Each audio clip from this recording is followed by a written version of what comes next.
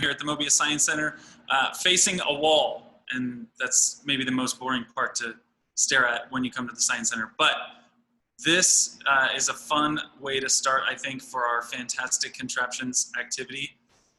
This isn't in your kit. This is just for you playing along at home. I've set up this wall here, this plain old wall, to be similar to what a fan favorite at Mobius, our ball wall. And so our ball wall is usually connected with magnetic ramps, but I stared at all these toilet paper tubes and paper towel tubes that I've been accumulating at my house, and I realized this is basically a ball wall. So what I've done is I've taken some painter's tape, which won't leave any residue on your wall, and I've just taped them at different angles so that hopefully when I drop a ball onto the ball wall, it will go all the way through and drop out. There's one off camera there that I'll angle down. Hopefully I can aim right for that bottom chute. So I've got, this one's actually a super long tube from a rug that we got at our house. And so starting with this one, it's gonna build up a lot of speed, head into these other ones, and we're gonna see how my design looks, okay? You ready? Here goes the ball wall. 3, 2, 1. Oh, so close. I missed this one. I'm gonna try again. I've got another one. And all I gotta do is I can adjust these a little bit. I go a little bit out this way to be able to catch that last ball, and we'll see if we can't. Try it again. 3, 2, 1. Oh, I missed completely. Oh, this is turning out to be an epic fail video. All right, one more time. 3, 2, 1. Oh, so close. Well, you know what? I'll figure it out off camera and make it a little bit better. Because what we're gonna do today is we're gonna do some engineering, all right? And if you don't have your activity guide with you, I'm gonna share mine on the screen here. And we're gonna make some fantastic contraptions, all right? And the first thing we need to talk about is, what is engineering? So we're gonna talk about engineering, and we're gonna do 3 different activities. The first one is gonna be make a whirligig. You may have done that at Mobius before. There's a template in here, and we're gonna start with that. Number 2 is we're gonna make a parachute, and number 3 is we're gonna make some noise, all right? We're gonna make a sound sandwich, kind of like a kazoo, okay? So those are the 3 activities we're gonna start with today. And I am going to start by reading one of my favorite books, Rosie, Revere, Engineer. And the best part about this book is that she learns from some mistakes. So I want you to listen in to this book while we explore Rosie's path to becoming an engineer. And hopefully we can learn a little bit. Maybe I'll even get some ideas about how to make my ball wall better. We'll see. So here we go. Rosie, Revere, Engineer by Andrea Beatty, illustrated by David Roberts.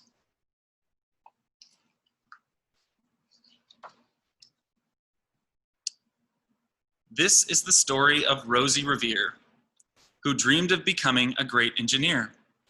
In Lila Greer's classroom at Blue River Creek, young Rosie sat shyly, daring not to speak.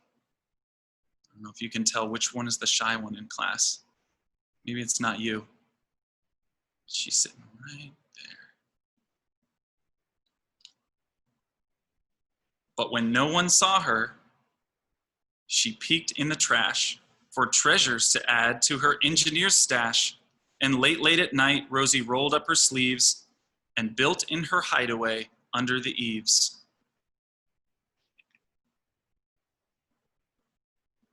Alone in her attic, the moon high above, dear Rosie made gadgets and gizmos she loved.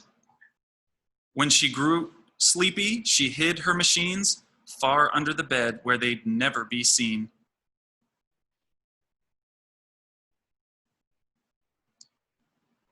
When Rosie was young, she had not been so shy. She worked with her hair swooping over one eye.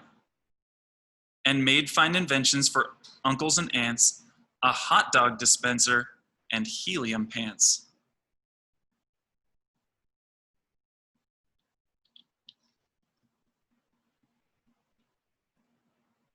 The uncle she loved most was zookeeper Fred. She made him a hat to keep snakes off his head. From parts of a fan and some cheddar cheese spray, which everyone knows keeps pythons away. Apparently, pythons hate cheese. And when it was finished, young Rosie was proud. But Fred slapped his knee and he chuckled out loud. He laughed till he wheezed and his eyes filled with tears, all to the horror of Rosie Revere, who stood there embarrassed, perplexed, and dismayed. She looked at the cheese hat and then looked away. "I love it," Fred hooted. "Oh, truly I do." But Rosie Revere knew that could not be true. She stuck the cheese hat on the back of her shelf, and after that day kept her dreams to herself.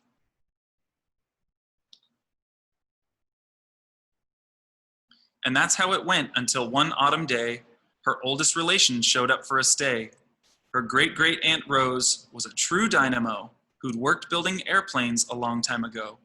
She told Rosie tales of the things she had done and goals she had checked off her list, one by one. She gave a sad smile as she looked to the sky. "The only thrill left on my list is to fly.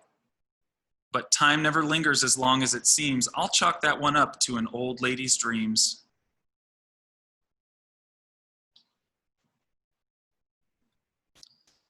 That night, as Rosie lay wide-eyed in bed, a daring idea crept into her head.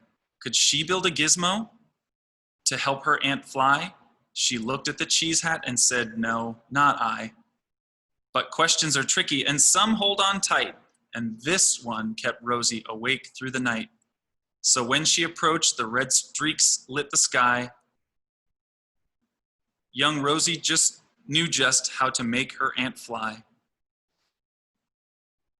So she worked and she worked till the day was half gone, then hauled her cheese copter out onto the lawn to give her invention a test just to see the ridiculous flop it might turn out to be.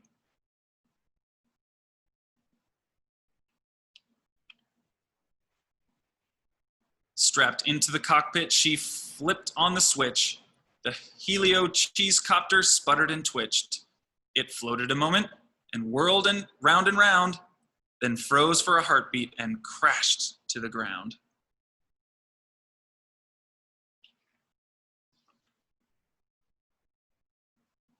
Then Rosie heard laughter and turned round to see the old woman laughing and slapping her knee.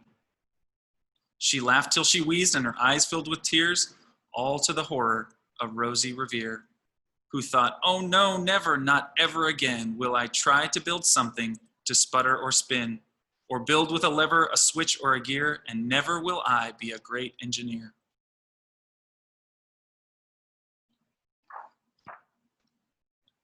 She turned round to leave, but then great-great-aunt Rose grabbed hold of young Rosie and pulled her in close, and hugged her and kissed her and started to cry. "You did it, hooray! It's the perfect first try. This great flop is over, it's time for the next." Young Rosie was baffled, embarrassed, perplexed. "I failed," said dear Rosie. It's just made of trash. Didn't you see it? The cheese copter crashed." "Yes," said her great aunt, "it crashed, that is true. But first, it did just what you needed to do. For it crashed, Rosie. Before that, it flew." "Your brilliant first flop was a raging success. Come on, let's get busy and on to the next." She handed a notebook to Rosie Revere, who smiled at her aunt as it all became clear. Life might have its failures, but this was not it. The only true failure can come if you quit.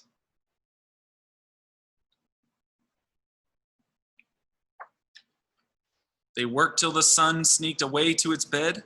Aunt Rose tied her headscarf around Rosie's head and sent her to sleep with a smile ear to ear to dream the bold dreams of a great engineer.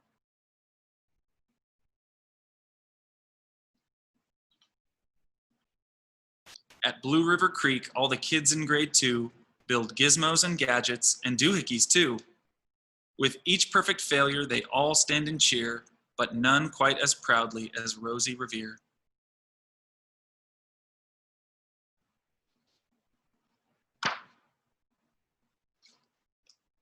There you go. Find Rosie Revere Engineer for a little inspiration and reading pleasure. Hope you enjoyed the book. We are going to start with our first engineering project.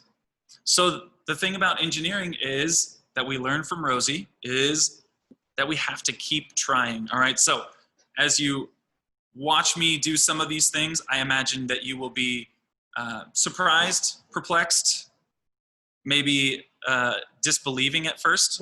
But we're gonna start with a whirligig, which is one of my favorites. And a whirligig is just a paper helicopter. Okay, so I'm gonna show you some of the tools I've got for today. Simple tools, but tools nonetheless. Tape. I had special tape for my ball wall, painter's tape. Got a pair of scissors. I have a Sharpie just to write on some stuff. But all the other materials will be included in your kit, and all the materials are listed on the activity guide if you find it online somewhere. So the diagram that we've got here, I'll show that screen one more time. The diagram that we've got here for the whirligig has an A, B, X, Y, Z. All right, so we're gonna start with A and B, and then X, Y, and Z are gonna be our next folding parts. So these A and B sections are our wings, and I've simplified it here because you only need to cut 3 lines, okay? So A and B are gonna be your propeller wings for your helicopter or your whirligig. So I'm just gonna start cutting down the middle there, okay? And then you can fold these, and on the diagram it says fold them at a little bit of an angle. That's gonna help with our flight. And fold this one at a little bit of an angle, okay? And then we're gonna stick them out. Now it looks a little bit more like a helicopter, right? Okay. And then I'm gonna cut underneath that. So it's kind of like these do the splits. That's what I like to say. And this underneath, we're gonna fold it kind of like we're closing a book, okay? Fold it over the top of itself, get it nice and creased. And this activity, you shouldn't need any tape, any paper clips, but you can always add things to your design and keep trying if you don't think it works out. So here's my first attempt at my whirligig. Okay, so here we go. Got all my gadgets and gizmos in view here. All right, so you just hold it up as high as you can. I'm not gonna hold it up that high because then you won't see it. And if you drop it, you can see that it catches some air and spins as it falls to the ground. Pretty cool, huh? So there's a whirligig for you. And I'm gonna challenge you with a science experiment now, all right? So get ready to type into the chat. I'm gonna make one whirligig that has short wings and one whirligig that has long wings, okay? So these propellers are gonna be a little bit longer. And these 2 pieces of paper, these are similar to what we have in your kit. These 2 pieces of paper are exactly the same amount of paper, so they're gonna be the same weight. And as I'm making these, I want you to type into the chat, which whirligig do you think is gonna fall faster? The whirligig with short wings or the whirligig with long wings? Which one's gonna fall faster? Okay, you make your hypothesis. Okay, there's our short-winged one. I just put a paper clip on there. I'm gonna put the same size paper clip on there. That's another trick I like to use for adding a little weight, and then it'll fall a little faster. Okay. All right, so there's my short one and my long one. Okay, so in the chat, both Both people who responded said the long wings are going to go faster. All right, now I would usually pester somebody and say, well, tell me why, what's your reasoning? But those are good predictions. So here we go. The purple one is the long wings. The blue one is the short wings. Here we go. Watch which one falls faster. And if you see, just as it went off camera, the blue one left the camera view a little bit faster. So the purple one, with the long wings, went slower. Why do you think it went slower? It has big wings like a big bird. And I like to explain it. A little bird with tiny wings, like maybe a sparrow that's flying around your backyard, it goes really, really fast, right? It can zip around really quick. And a bird with big wings catches more air and it flies more gracefully, more slowly, right? So as this one falls, it catches more air and it has more air resistance. So there's your first engineering challenge with a science experiment thrown in. Those are whirligigs, just a few snips, and you can change all kinds of things about your whirligig. You can add little tail fins, fold it up and down, and when you're engineering, if you make a change, you want to see if it made it better or worse. All right, so if I fold these wing tips down, did it spin faster or slower? Do I want it to spin faster or slower? Maybe you have a different challenge in mind. Do I want to fold them up so that it spins slower or faster? All right, so make a change and figure out, did it make it better or worse? Okay, there you go. There's your first engineering challenge. The second thing we're going to do today is make a parachute. Okay, and the key component of your parachute is this coffee filter that will be in your activity kit. And there's a little bit of string. And you can cut your string into 3 or 4 sections. And we're just going to tape the string onto the coffee filter. Okay, now I tricked you into doing a little math here. So you're going to have to do fractions, find out where 1/3 of a circle is, or cut it into quarters. If you have 4 strings, you can do 12 o'clock, 3 o'clock, 6 o'clock, 9 o'clock, you know, like a clock face, every 15 minutes on the clock. And you're going to tape those strings onto your coffee filter, onto your parachute. And then your challenge is to not let anything fall out of the cup that we've included in the kit.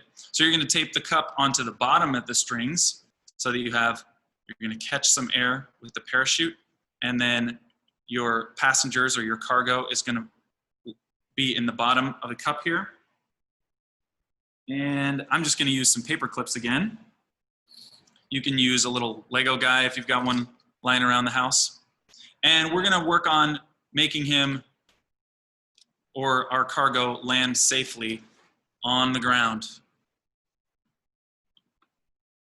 Pretty simple design of a parachute, just 3 ingredients. And there may be some disbelief in the audience that you don't think this can fly. Or, well, it won't fly, it'll fall gracefully. And hopefully we can land it without losing any of our cargo. So here we go, 3, 2, 1, and it dropped off camera and the paper clips went everywhere. So how can I make it better? Or maybe I want to start at a higher place in my house and see if it'll fly better if it catches more air. I don't recommend climbing any ladders or standing on top of the roof. Definitely do this safely, climb up a couple of stairs and drop it off the railing or off the front porch. But try a different design. Maybe you want to shorten the strings. Maybe you need longer strings. You can snip these off and go a little shorter. Maybe you need to find a different material for your parachute. If you've got any grocery bags, some plastic grocery bags lying around, those are a good lightweight material. But every little bit that you add to your design is going to make it heavier and fall harder as it hits the ground. So think about the materials that you add to your design. You kind of want it lightweight, and you want it to be able to hold some cargo so that it doesn't crash and burn all over the floor. All right. Something I tried. I actually just made this idea up before I started. I was like, okay, my parachute's a little flimsy, so I'm going to add some pipe cleaners to add a frame to my parachute. So let's see if this works any better. I've not tried this before. you're getting a sneak preview at my design process. So, find a couple of these paper clips on the floor, throw them back in, and we'll see if this is any better. Here we go, 3, 2, 1. Oh, you might not have seen it off camera, but it actually kind of tipped the parachute and it flopped over. So I lost my cargo again. I'm gonna have to really work on that one. So hopefully these materials last long enough that you can make 3 or 4 designs and really find the perfect parachute design. So there's activity number 2. We have 2 things that fly. And now I promised, now we can make some noise, all right? So if you've ever had a kazoo that breaks within 5 minutes, now you can figure out how to make a kazoo pretty easily with some materials that you might have around your house, okay? This may require eating some popsicles this summer, all right? There are hopefully plenty of popsicles in your house and you're not gonna run out. A couple of popsicle sticks, we use nice big ones here, and you're going to make vibrations, okay? And the vibrations are not the stick. The stick isn't gonna make any noise by itself, right? You can't make a clapping sound with one hand. You need 2 hands to make noise together. So we're going to make a vibration using a rubber band that flaps on the craft stick, okay? So we're gonna make a vibration in between these sandwiched craft sticks, all right? Now, if I just press them together, that's just a really flat rubber band sandwich, but we need to add a little bit of space for some air to get through, okay? So we're gonna use some spacers. There's a plastic straw included in your kit. Cut that into a few pieces, and you're gonna place 1 straw, you're gonna start by wrapping this rubber band around, wrapping 1 rubber band, find the biggest one you've got, wrapping 1 rubber band around end to end your craft stick, and then you're gonna slide one of these popsicle sticks underneath one end of the craft stick, one end of the rubber band, and 1 piece of straw on top. All right, so that's gonna make a little gap in between. So there'll be a gap on top here and a gap on top there. And then your sandwich has some space in between it, okay? Now to get this thing to stay stuck, you're gonna take some more rubber bands and wrap it around so it stays closed, okay? Just a few twists of the rubber band and that should hold your sandwich in place. And then on this end, the same thing. And one of these straws you can keep loose so that you can move it. So I'm just gonna slide it down a little bit, wrap that rubber band around a few times. And you can kind of see a gap in there now. And this straw should slide freely in between end to end. So now, the moment you've all been waiting for, the time to make obnoxious noises.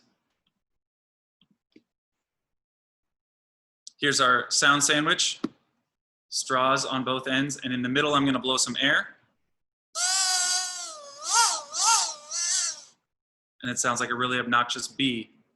But if I change the location of this straw in the middle, listen to what happens to our sound sandwich.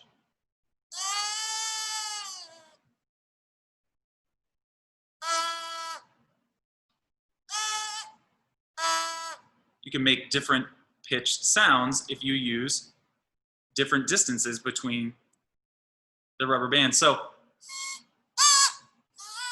and if you squeeze it a little bit, you can make really annoying noises. Everybody's favorite toy made out of stuff that you're already eating all summer long anyways, right?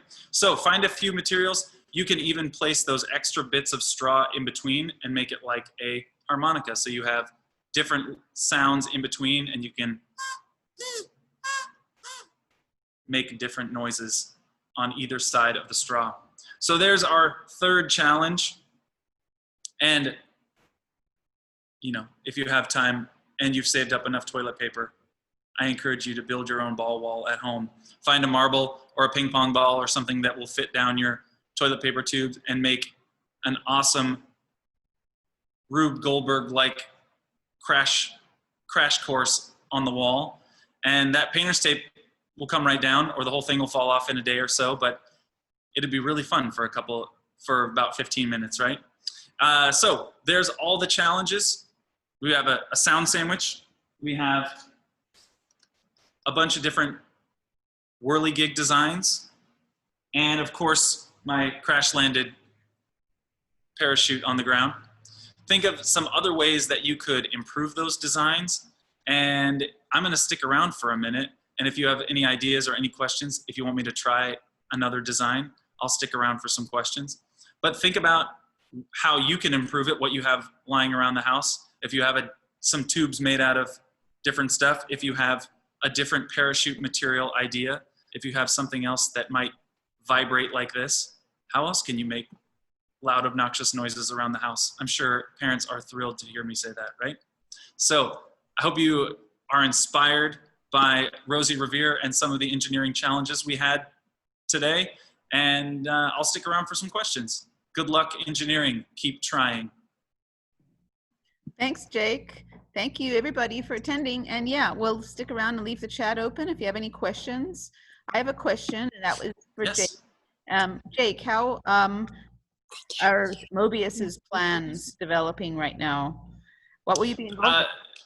That's a good question. We're actually there are some people that I had to shoo out of here because they're spreading some exhibits out. We don't have a concrete plan, but they're making more distance between some exhibits, and so we're figuring out what that will look like with our exhibits and things that are touched, things that are not touched, and all that. So still to be determined, like a lot of people's plans for the fall, I think.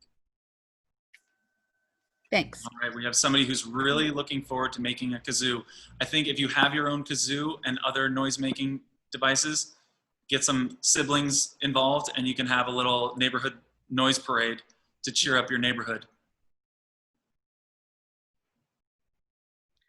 Don't forget, everyone, you can pick up the activity kit with all the materials to get you started on these fun activities at 5 of the Spokane Public Library's branches. Just go to our library's website, choose curbside pickup.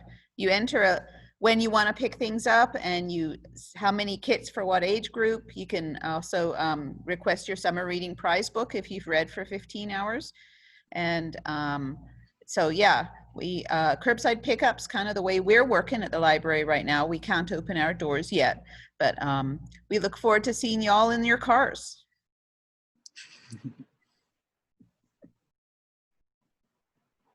So yeah, the packets, just choose which branch. You are asking Lisa where to get the packets. Choose the branch that's closest to you. East Side, South Hill, Spokane Public Library has 6 total branches, and all of them except for downtown are doing the curbside pickup. So Hilliard, Indian Trail, Northtown, South Hill, and East Side. And so yeah, go to the curbside pickup website, SpokaneLibrary.org, and look for curbside pickup.